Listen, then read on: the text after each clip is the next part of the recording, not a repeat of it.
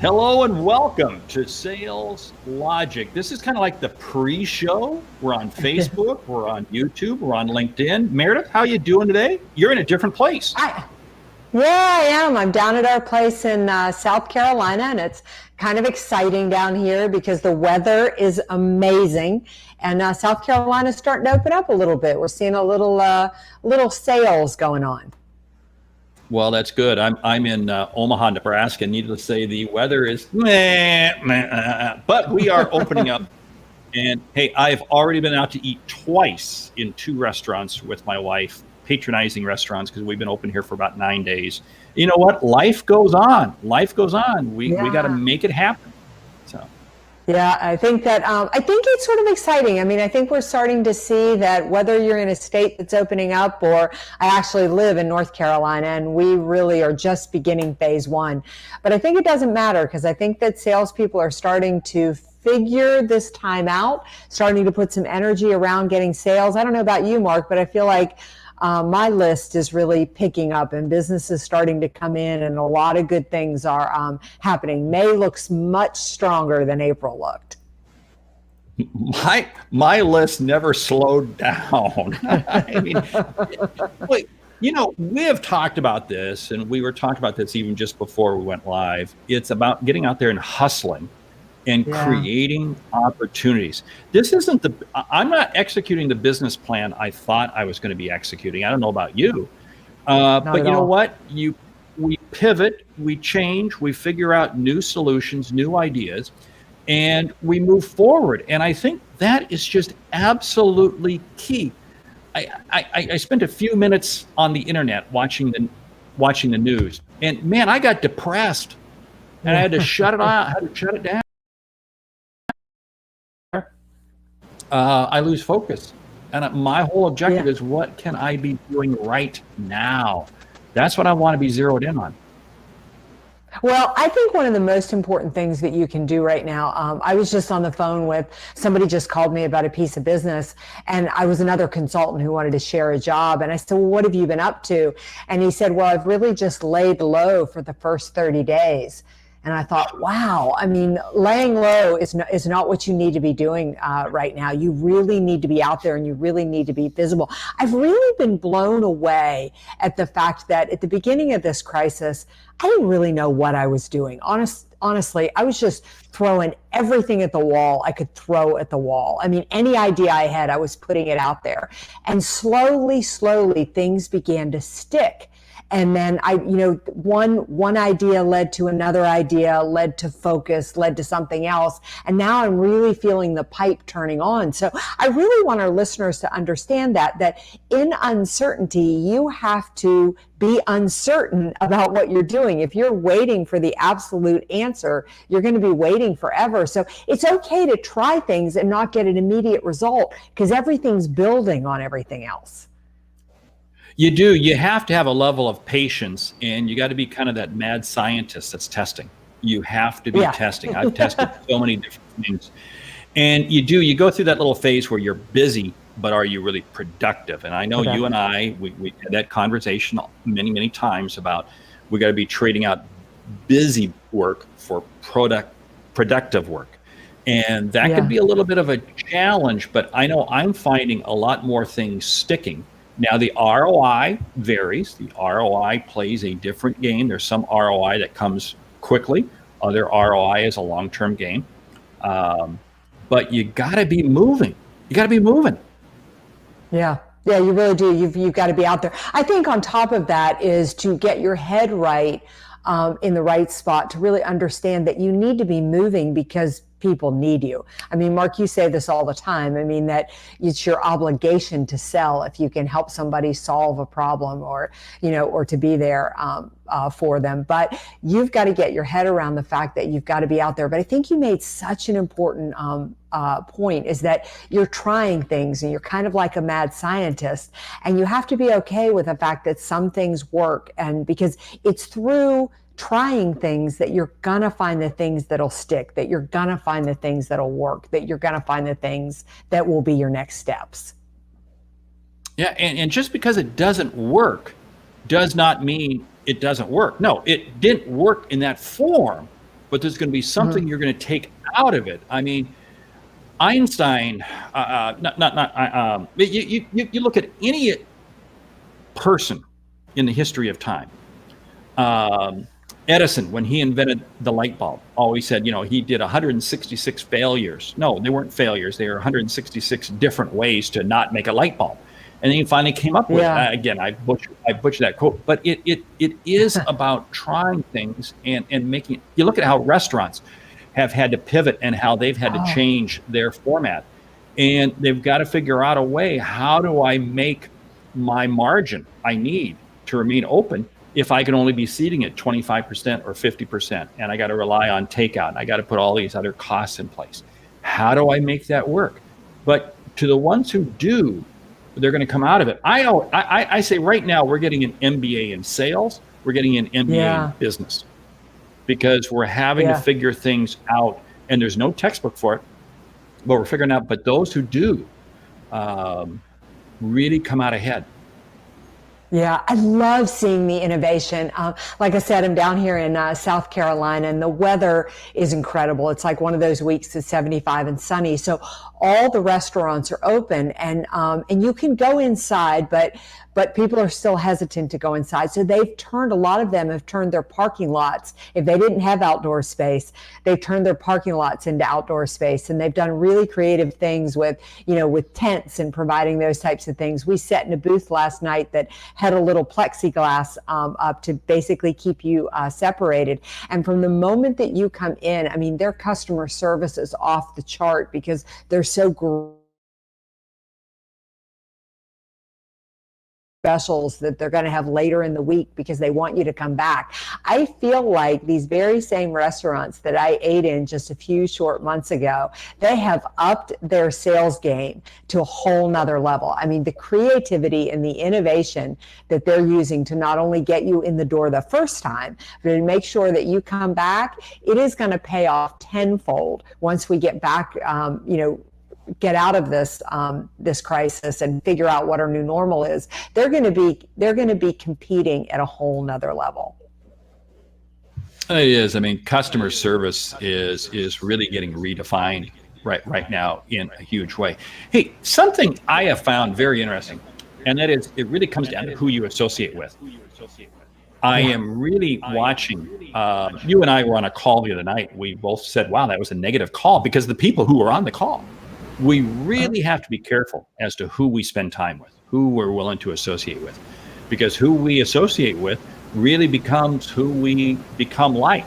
And that's one of the values I think we bring with Sales Logic. You and I both kind of feed off each other and help take our game, and hopefully we're taking our listener. And I know we're taking our listeners' game because we hear it in the comments. We hear it every week. Yeah, I think that, it is about being protective of your time. You mentioned watching the news earlier, and I think you need to read or you need to watch the news in the essence that you need to be informed. It's important to know what's going on right now, but at the same time, you've got to be connected to people and be successful, because you're going to feed off of that energy. And I've talked to more than a couple of people who said they wouldn't wish this crisis on anybody, but it's invigorating to have to go back in and really question what you're doing from a sales and a business perspective, and really go in and ask yourself, could I do better? Can I dig deeper?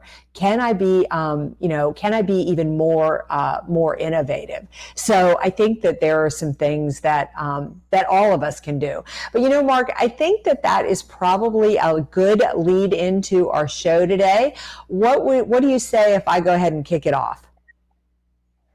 Well, I kick it off because you know what? We got a great question. We got a great topic. We got a great lightning round. So why don't we get Micah, our producer, to run the video, and then you kick it off. How's that sound?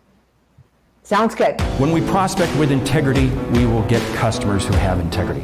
Integrity is the foundation from which everything is built on. You better understand value. But at the end of the day, sales is a relationship business. It is a people business. It is an emotional business. Who has made a prospecting call today?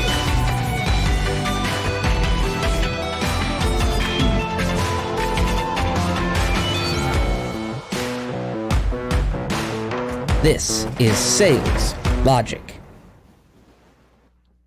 All right, a lot of energy there. Welcome to Sales Logic, the show where we dive into the strategies, discuss the techniques, and give you everything that you need to know to well sell logically. I'm Meridith Elliott Powell, and I am here with my co-host, Mark Hunter, the Sales Hunter. Meridith, we got a great show lined up today. Man. Yeah, we got a lot of good things on the docket. I'm going to share what the topic is going to be for today, and then Mark, why don't you update us on the question and basically share why we start with a question. But you're going to want to stick around for today's show because we are going to talk about is reducing a price to close a sale a good strategy for this period that we are in right now. Mark? Yeah, that's the topic. But like we do every week, we always start off with a question from a listener. And hey, if you want to submit a question, jump out to our website, saleslogicpodcast.com, or go out to social media and just hashtag SalesLogic. Give us your question. We'll be answering it. So what we do is we do a question. I'll share it with you in just a second. We're going to jump into that topic that Meridith talked about. And then we finish it up with that lightning round where we go boom, boom, boom, real quick on something. Hey, here's the question for today. And it comes from Patrick in Tampa. How has prospecting changed? And more importantly, how many times should I try to reach out to a prospect before I give up? I presume that Patrick is talking about right now in this pandemic world, pandemic situation we're in. Meridith, what do you think? All right, so we kind of got two questions in one here. How has prospecting changed, and how long should you hang on with a prospect? Let's talk a minute about how prospecting has changed. I don't know that it has changed a whole lot. However, there are a couple of things that I know that I am discussing with my clients. Is number one is you really cannot waste time right now. I was laughing with a client this morning and started to talk about margins being skinny. And then I thought, wow, for some of us, there aren't even any margins left in the business, right? We're just trying to come out even. So you've got to be really, really clear on your prospect avatar. Who is your ideal prospect? And then really every prospect that you call on, you're judging them against that criteria, really sitting in the power seat with prospecting rather than in the desperation seat with prospecting. All too often we go out and we make a sales call and we're just praying that somebody does business with us. It's not where you want to be. You want to be sitting there and thinking, is this person lucky enough and the right fit for me? And when a crisis hits, you get a little desperate. You just want any business. But if you bring the wrong business in the door, it'll cost you more on the back end. You really summed it up well, because I think the vast majority of salespeople don't even have an avatar. They don't even have an avatar in terms of who is their ideal customer profile. I mean, that blows me away. What is really kind of crazy is this whole thing that what's changed in prospecting. Really, nothing has changed. Yeah. We've just upped our game because, you can never have been tone deaf, but now Right. Tone deaf is something we talk about. You've always been needing to understand what the customer's saying. Well, that's always been the case. I mean, to a certain degree, prospecting really hasn't changed. And the whole piece of how many times should I try to reach out before I give up, I don't think that's changed at all, because go back to what you had mentioned, piece that I always talk about. If you have the ability to help somebody, it's your responsibility to reach out to them. So you don't give up on them. You have to stay with them. Yeah, and I think that it's interesting. I love this question because I think it is a question that's on the mind of so many of our listeners. Is that you've got to understand that in a time like this, Your time is incredibly valuable. And I've always thought that one of the biggest mistakes that sales professionals make is we chase business that either we are never going to get, or we chase business that if we do get it, we really rather we never would have gotten it. So you've really, really got to get clear on who you want to do business with. Because another thing is, I think right now is one thing that has changed, again, hasn't changed, but we've upped our game, is this is the best time ever to be prospecting. And the reason is because so many of your competitors have gone back into the cave. There are people out there who don't believe they should be selling right now, or they're worried or scared to sell. So the competitive landscape is not as strong. But you have to be setting up that criteria so you're not making an emotional decision to do business with people. You're making a logical and fact-based decision. I mean, Mark, I could call on you and you and I just have the greatest conversation. We're having a lot of fun, that I miss the signs that I really shouldn't be doing business with you. So I want to get some criteria there so it is more of a fact and a logical based decision. Gee, I guess that's the name of our podcast, Sales Logic, isn't it? Yeah. Yeah. There's so many. Yeah. Stop and think about that. Here's what I find that sales cave where salespeople are hiding out is getting bigger and bigger. So for those of us who are out there is more open territory for us to run. This whole piece of understanding what is your time worth. In fact, I got a whole chapter in my new book, A Mind for Sales, on it, where I talk about your most valuable asset is your time. Yeah. So you do have to determine the number of reps, the length of your cadence that you're going to stay with a prospect must equal the value of your time. So if what you're selling is pencils, well, no, I can't stick with you through a 30 call cadence. However, if I'm selling multi-million-dollar or tens of millions of dollars worth of software, I'm going to stick with you because the value is there. So you have to have a cadence that matches the value of your time relative to the value of the sale and what it's worth to you. Yeah. One thing that I think that I love about sales in today's marketplace is is what social media and email campaigns have given us. And that is that if somebody falls into my target market, somebody I really believe that I could help, but they're not responding, I'm not getting traction, or they've just said now is not the right time, I really drop them down to a twice a year connection where, maybe twice a year, maybe 4 times a year, they'll get something from me via email, something from me that is a connection on social media. In other words, takes no time and no money on my part, but just that visibility. Every now and then, they'll either move up on my prospect list wanting to talk more, or I actually close a piece of business that way. So I think that as sales professionals, when it really comes to prospecting, we've got to be thinking about what we typically do, as well as adding some of the advantages that marketing gives us today.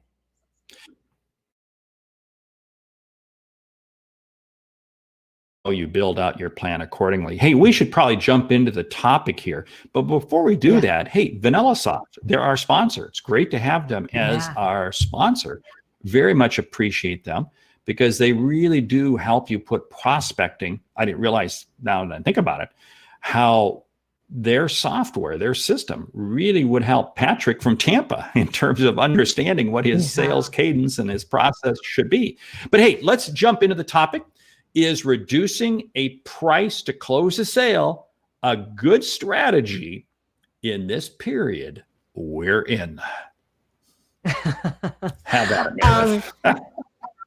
I don't think reducing your price is ever a good strategy. So if we're going to leave the word good in front of there, I would say no. Now, I'm going to put a caveat, and we will get to and we will talk about sometimes you have to reduce price, but it should always be a last resort. There are so many alternatives in front of reducing price that should really be the last place that you go.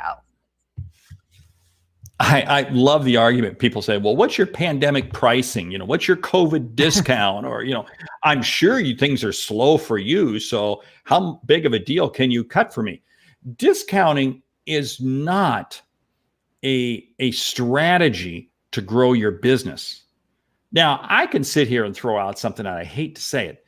Discounting might be a survival. No, it's not even a survival strategy. All it does is prolong your death. Here's the whole thing. There's other ways that you could, cash is king. Cash is king. Create other value for the customer. And the way you create other value for the customer is you get them thinking about, you get them realizing what is the situation that they're trying to solve. What's the pain? What's the gain? What is it that they're dealing with? I got to tell a very quick story. I had a president of a company call me one time, wanted me to come in and speak. You know, you get called a lot to have people come in and speak. And this guy called me up and he said, my fee was too high. And he was asking me if I'd cut my fee. And I said, no, I would not. And I said, hey, how much business do you expect to lose from that new competitor that's coming in to your space? There was this pause. And then he said, that was good. You're hired. Because my price was chump change compared to the risk that he was going to play out. See, this is the whole thing. We wind up discounting price because we don't understand the value and the need, the value we can create, the need we can solve, and how we can help you.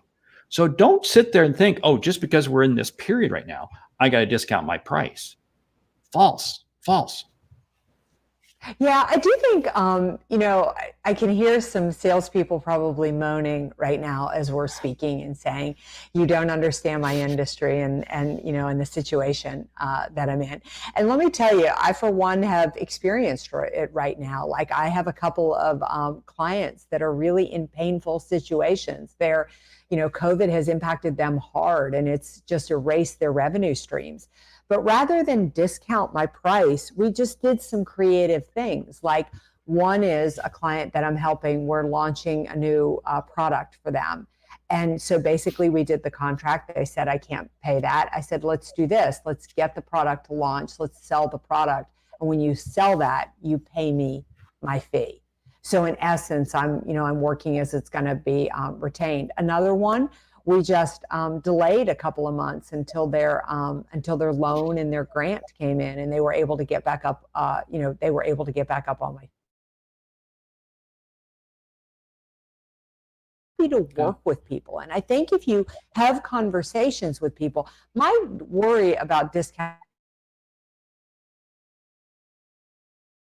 And at the same point, my clients are experiencing a pain point, I'm trying to find other ways to make paying me easier or more manageable for them.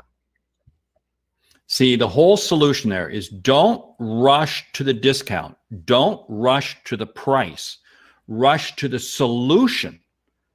Rush to the solution and what that's going to be worth to them. Then in the back of your mind, you're thinking, okay, what's the long-term value of this relationship? How do I create alternative options, alternative means? But at the end of the day, discounting your price is not something you just say, oh, let's go ahead and discount price. Because I'll tell you what, I haven't found too many stores that I can go to, the stores that are open, yes, the grocery stores and box store and everything else, that where they're discounting their prices just because, no, it takes money. Profit is a beautiful thing. Profit's beautiful. Profit allows you to invest back in your business. Profit allows you to do what you do. And what does that do? It allows you to take care of your customers better. And when you take care of your customers better, what is it? You're creating more value. It's not, we can't lose this just because of this period of time we're in. Yeah, I also think that it's going to be hard to raise your prices back after this, after things return to whatever the new normal is. Years ago, it was back in 2004, my husband's dental office got flooded out. File insurance, we had no cash flow, we had no anything. But everybody we worked with was willing to work with us, understanding that our cash flow was down at the time. But we ended up paying, none of the equipment to rebuild the office was discounted, nothing was discounted. but everybody worked with us. So I would say that's really where the answer is. You know, we're in the business of helping people improve their businesses and be more successful. The price with that is well worth the investment. But at the same time, understand that people may be in a pain point and may need you to work with them. Yeah. And the final piece, then we'll jump into the lightning round here in a bit, is go back to what we said about Patrick from Tampa and his question. Who's your avatar? What does your ideal customer look like? So many times what happens is we get into discounts because we're dealing with people who really shouldn't be our customers. I've used this line, I've used it a lot, and I've been ripped on it a few times recently, but I still stick with it. You can't take a Walmart shopper and make them a Nordstrom customer. It's not going to happen. It's not going to happen. If you're a discount-oriented shopper, you're not going to go to a high-end store. So stay in your lane. When you know your lane, it's amazing how much more successful you'll be because you'll be more confident because you're really helping the right customer. So, hey, we need to jump into the lightning. Mark, I know we do, but you made such a good point. I don't want to let that go. And I just need to back that up. So years ago, when I was a banker, they told us that our target market was physicians, that we were supposed to go out and call on doctors.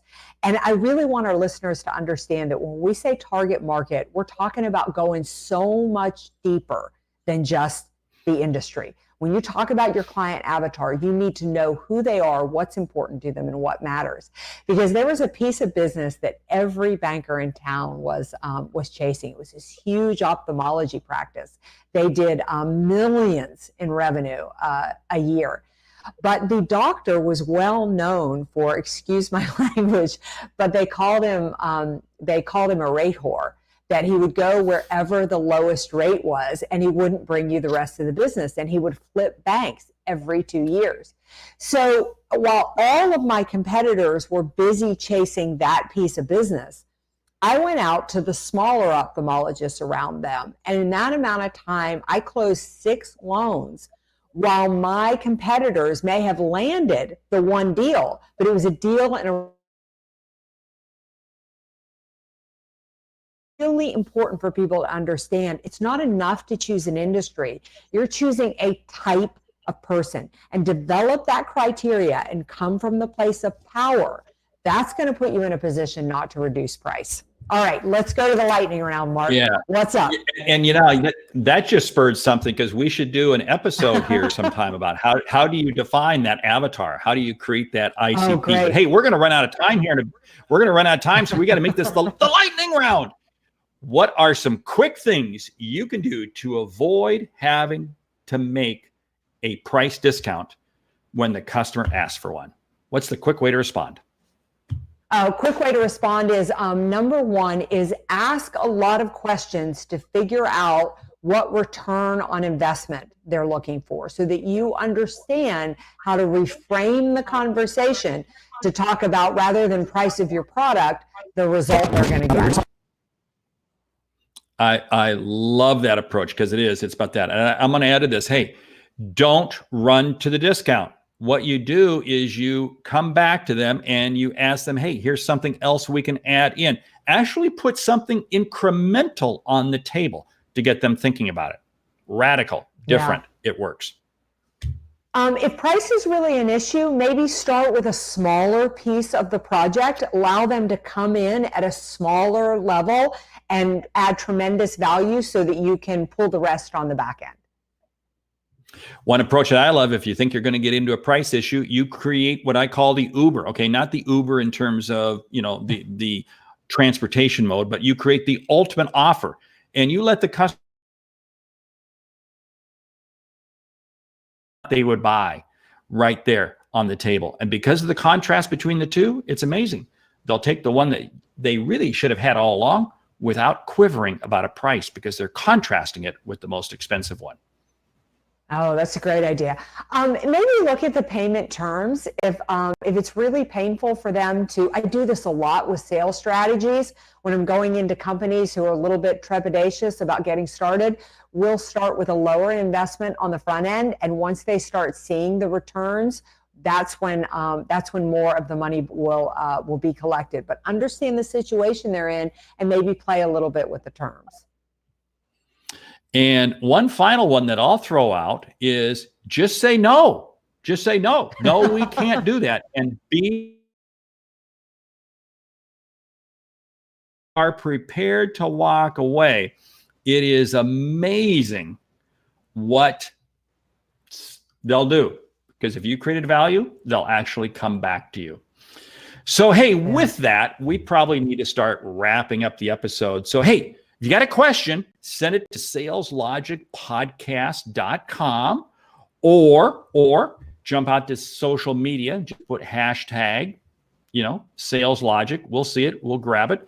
And hey, right now, I want to say thank you for listening to Sales Logic this week. If you like what you hear, subscribe, rate, and review the show on your favorite podcast app.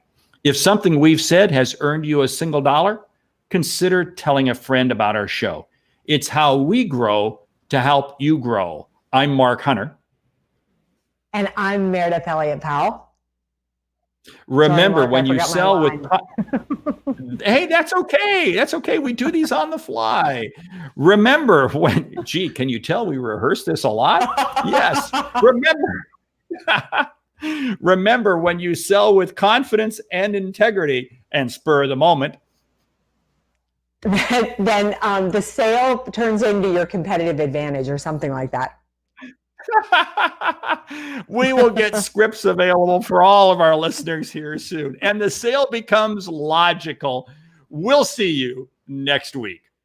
When we prospect with integrity, we will get customers who have integrity. Integrity is the foundation from which everything is built on.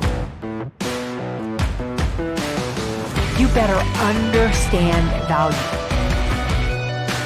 But at the end of the day, sales is a relationship business.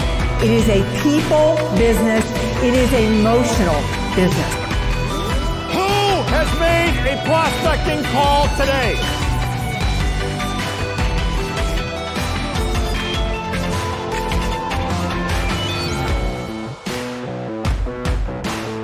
This is Sales Logic.